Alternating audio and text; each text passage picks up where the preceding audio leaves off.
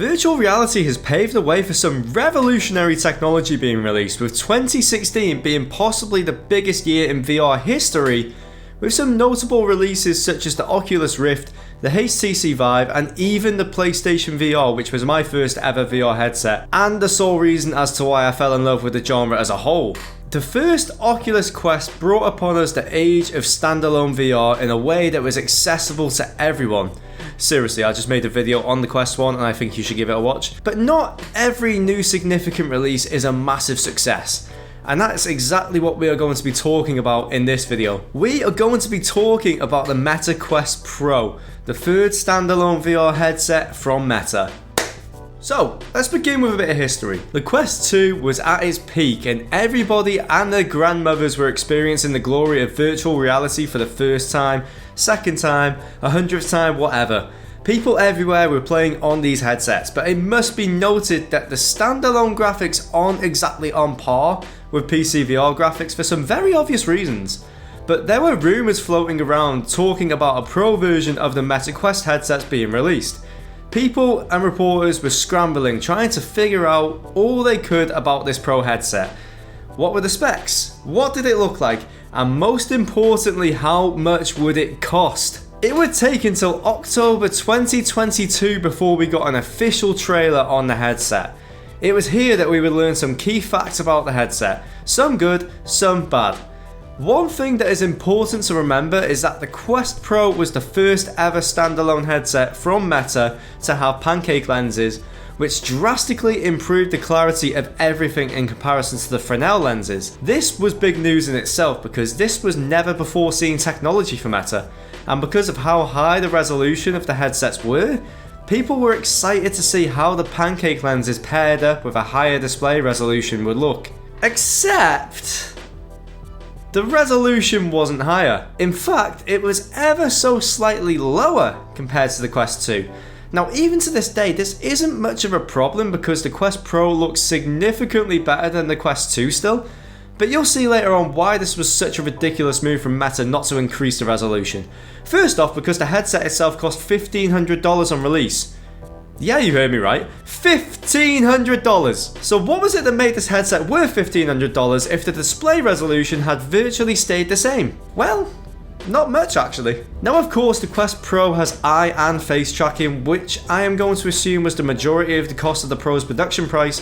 And don't get me wrong, the eye and face tracking works pretty much flawlessly, but on what applications? Horizon Worlds? Maybe?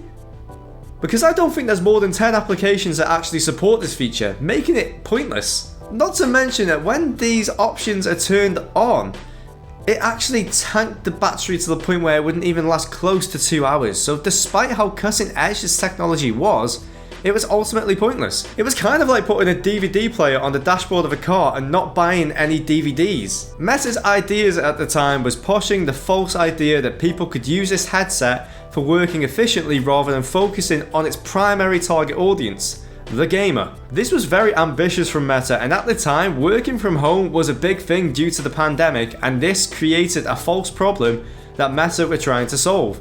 I have no doubts that if Meta had focused more on the gamers themselves, then they would have sold more units easily. But in all fairness, selling a $1,500 headset is easier when approaching businesses rather than gamers, because not all gamers are rich. Not all gamers have the disposable income to just throw at a Meta headset like that. Unsurprisingly, when the Quest Pro released, not many people bought it. In fact, I only bought it when it went down in price, and that was still an expensive purchase for what it was. Now don't get me wrong, I love my Quest Pro, but even I can see it was a commercial flop. And this is without even talking about the Quest 3 and the impact that headset had. You'd think that Meta would wait a bit before releasing a new headset in order to try and sell the surplus stock of the Quest Pro headsets, right?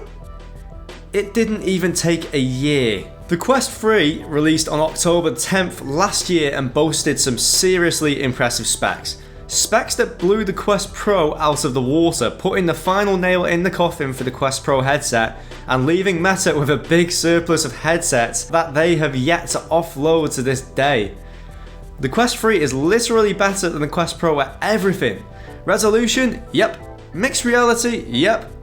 Price? Definitely. As mentioned by some of the commenters on my previous video, the Quest Pro has stopped being produced and is awaiting the last blow from Meta, which will come when they decide to stop supporting updates for the device. The Quest Pro was ultimately a crash course of mistakes for Meta, from not fully utilizing the tech that the Quest Pro had to realizing who the majority of your audience are. The Quest Pro was by no means a bad headset, but it was a headset that was overpriced and marketed poorly. I mean, no good product was sold for 66% less than the market value a year after its release. But the mistakes made allowed Meta to create the beast that is the Meta Quest 3, which is doing quite well. We can only hope that the next headset Meta creates appeals to the correct target audience and comes with the technology that people can actually use. I'd like to thank you for making it this far into the video. If you did enjoy this video, then why don't you check out one of my other videos? I guarantee you'll love them. That's all from me. See you next time.